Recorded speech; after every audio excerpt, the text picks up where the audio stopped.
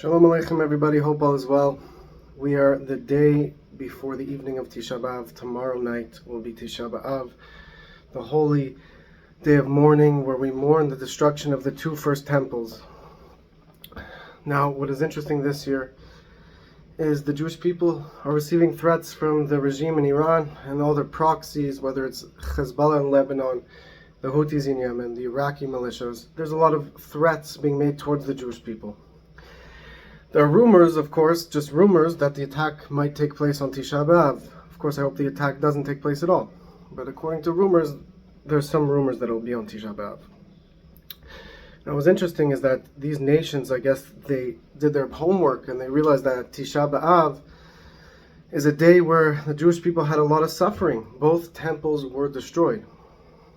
But what they don't realize is that this is also the day that Mashiach is born. Tisha B'Av is the day that Mashiach is born, the Messiah. So they don't realize that hidden in all the darkness of this day, there's a beaming light, a light that is so bright that we will only see this when Mashiach comes, but we learn that the saddest of days will be transformed into days of simcha, days of joy, days of celebration when Mashiach comes. So we await now to see, God willing, we hope we won't even have to fast this year because the Mashiach will be here and the temple will be built. And we await to see what happens, but we have in mind that no matter what threats come our way, we know that within it all, God's light is shining and He's protecting us, and all this darkness is for the purpose of the light. And nobody can defeat the Jewish people, because the Jewish people were promised by God Almighty. God promised Abraham, Isaac, and Jacob and their children forever that He will defend them, He will protect them, and we will be victorious. So all those who want to stir up trouble with the Jewish people and with the Holy Land of Israel should do a little bit more homework to realize that this day has the potential within it to be the happiest day of the year when Mashiach comes. So now, of course, tomorrow night is Tisha B'Av. There's a lot of things to learn about. You should definitely, I will put in a link, information about this about this day of fasting, Tisha B'Av, for Jewish people. It's very important to learn the laws. I'm not going to go over the laws here because there's so many details. What I'll say is it's a fast day where it's the longest fast day of the year besides Yom Kippur. It's a day where we fast and mourn the destruction of the temples, and we long and yearn for the coming of Mashiach and the building of the third temple.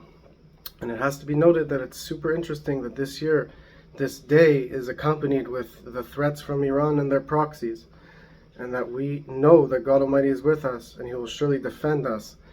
And we have to increase in our goodness and kindness, because our weapons are our spiritual weapons.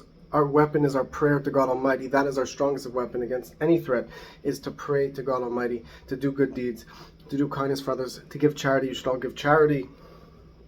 And we should know that we're very close to the end of suffering, the coming of Mashiach.